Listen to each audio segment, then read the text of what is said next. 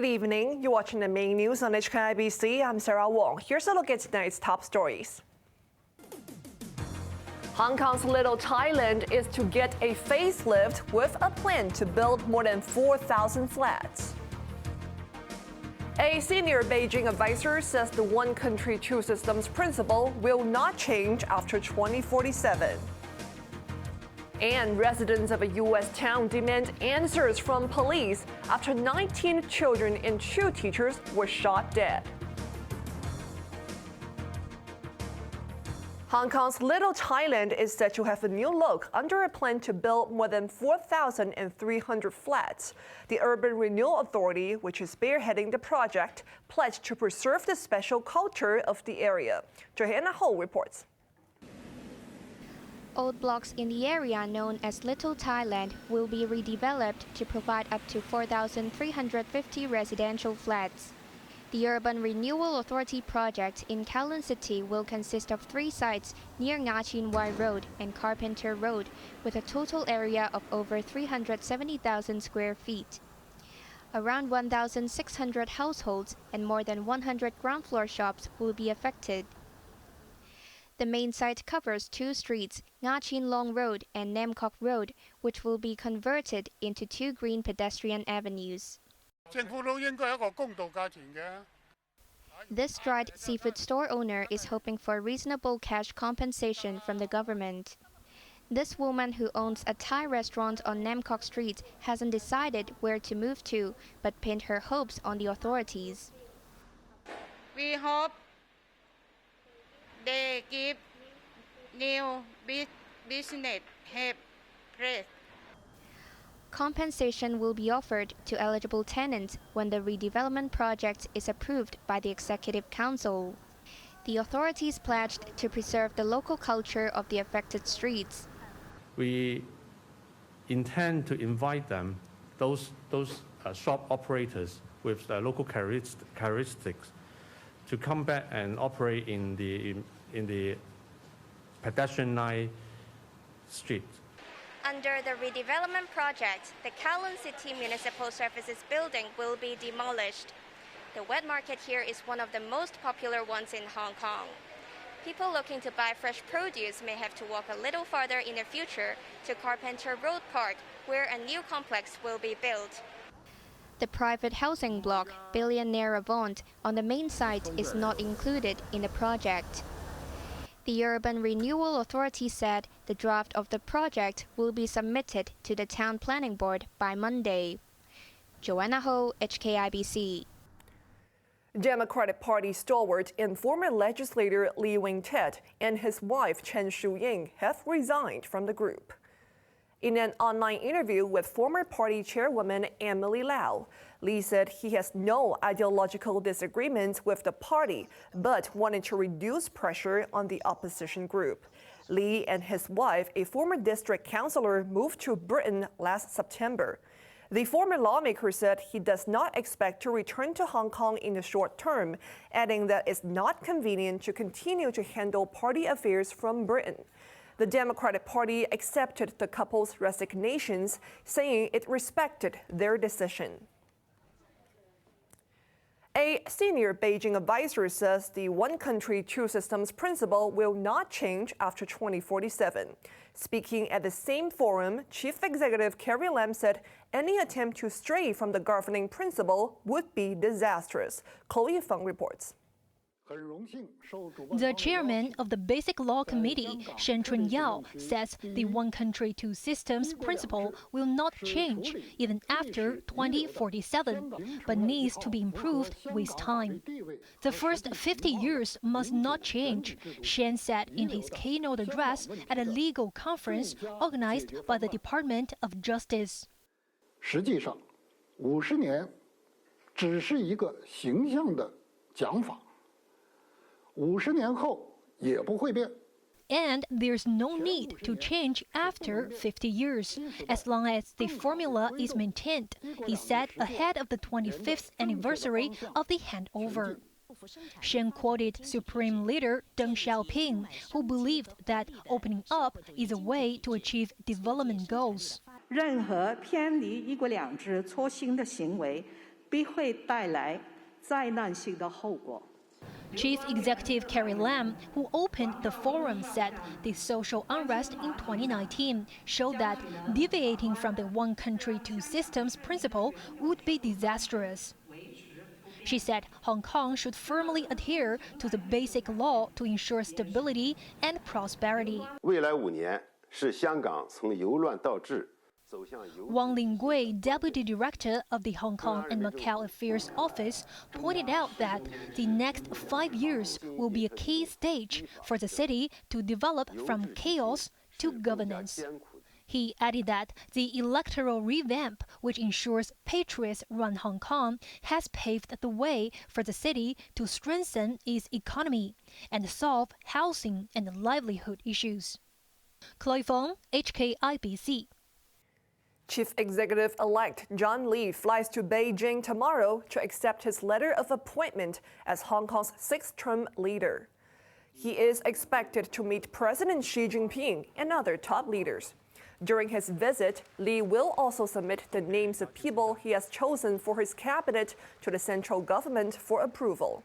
The incoming leader was the only candidate in the chief executive election and won 99% of the votes cast by election committee members earlier this month. The State Council approved Lee's appointment last Friday, and he will be sworn in on July 1st, succeeding Carrie Lam. An international school has been asked to suspend one class until Monday after 4 COVID infections were found. Health officials also said an Omicron subvariant might have spread into the community. Joanna Ho has more. 4 COVID infections have been detected at the DSC International School in Taikushing. 3 students and 1 teacher were from the same class. Their class will be suspended until Monday. Health officials are investigating to see whether the case is linked to the Taikushing McDonald's cluster. They also said 4 earlier confirmed cases were infected with the BA.2.12.1 Omicron subvariant. One of them, a cleaner at the Convention and Exhibition Center, was suspected to have transmitted the virus to a 55-year-old woman who works there as a dishwasher. Principal Medical and Health Officer Albert Au said both women had used the same changing room and went to a staff canteen at around the same time. Au also reported 2 imported BA.2 cases. 2 men, one who arrived from Singapore and the other from Sweden, stayed in adjoining rooms in a Shatin hotel and were confirmed to be infected earlier. Hong Kong today recorded 250 new COVID infections, including 29 imported cases. There were 1 COVID-related death. Joanna Ho, HKIBC. Parents of students at St. Catherine's International Kindergarten say they're not worried about the spread of COVID in the school because it carries out regular disinfection work. The cluster at the Kowloon Tong Kindergarten grew to 9 yesterday. My daughter is doing RAT every day, so I'm not worried about it very much. No, I don't worry about this. They clean the kindergarten every day. I will just rely on the school notice. In case the school has a very serious outbreak, then I will definitely stop my son from going to school. But right now, I think the condition is still okay. Overseas, grieving families in the U.S. town of Uvalde are demanding to know why police failed to stop a school massacre on Tuesday. 19 young children and 2 teachers were killed when a teenage gunman went on a shooting spree in the Texan town. As residents of the small Texan town of Uvalde started to pick up the pieces, their grief and anger fueled calls for accountability. Heartbroken parents accused police of responding too slowly when a gunman went on the rampage in the primary school and shot dead 19 children aged 9 to 11 and 2 teachers. A preliminary investigation showed that an 18-year-old gunman had been firing shots outside the school for 12 minutes before storming inside without meeting any resistance. Turned left into a schoolroom, into a classroom that has doors open in the middle. Officers are there, the initial officers, they receive gunfire. They don't make entry initially because of the gunfire they're receiving. Escalon city officers then called for backup and were evacuating students and staff. Their apparent inaction infuriated anxious parents who were stopped from storming the school to reach their loved ones. But this man, who lost his 11-year-old daughter, Layla Salazar, refused to play the blame game.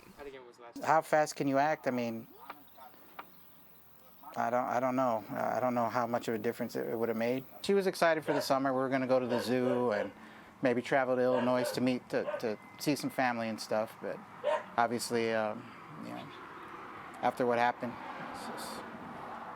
it's not going to happen now.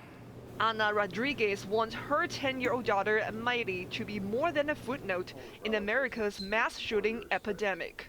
She was charismatic. She was goal-driven. She was ambitious. I don't want her just to be another face. I don't want any of those kids to be just another face. Each one of them has a story to tell. Adding to the collective pain of Uvalde, the husband of the slain fourth-grade teacher Irma Garcia died of a heart attack 2 days later. Questions, losses, and broken trust mean this mainly Latino community will never be the same again. The top U.S. diplomat has warned of an inadvertent conflict due to China's increasing aggression towards Taiwan, but maintained Washington's commitment to the One China policy. We do not support Taiwan independence, and we expect cross-strait differences to be resolved by peaceful means. Maintaining peace and stability across the strait is not just a U.S. interest. It is a matter of international concern, critical to regional and global security and prosperity. As President Biden likes to say, the only conflict worse than an intended one is an unintended one. It's a real pleasure. Blinken said China is the only country that can reshape the international order, but insisted that Washington wants to avoid conflict. His remarks came as his Chinese counterpart, Wang Yi, visited Kiribati, one of 8 destinations on his Pacific tour. Beijing's diplomatic offensive prompted Australia to try and shore up ties in the region, with Foreign Minister Penny Wong traveling to Fiji.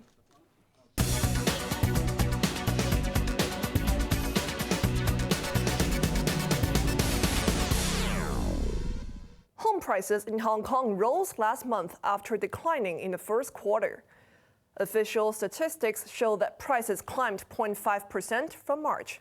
Analysts believe the revival in the world's most unaffordable housing market was due to a retreat in COVID cases. Buying sentiment was also boosted as developers launched new sales. But potential buyers have been warned that interest rate rises this year could make mortgages costlier. The Hang Seng Index gained almost 3% today, with tech stocks the main drivers of the increase. Search engine operator Baidu jumped 14.3% after posting better-than-expected first-quarter revenue. E-commerce giant Alibaba surged 12.2% after reporting a 9% growth in revenue in the last quarter. Energy and consumer shares also rose, with investors encouraged by Premier Li Keqiang's bid to keep second-quarter growth at a reasonable level. Now let's take a look at the markets. The Hang Seng Index closed up 581 points today. Top 10 active stocks: Alibaba up $9.90, Meituan up $5.30. CNOOC up 40 cents, JD.com up $11. Ford is trading against Hong Kong dollar, Euro is trading at 8.41, and Australian dollar at 5.61. Over to the UK market, FTSE 100 is up almost 16 points. On to the weather now. Heavy showers in some areas tomorrow morning, but the rain will give way to sunny intervals later in the day. Temperatures range between 26 and 30 degrees, hot with sunny periods on Sunday and Monday. Now let's take a look at the weather around the world.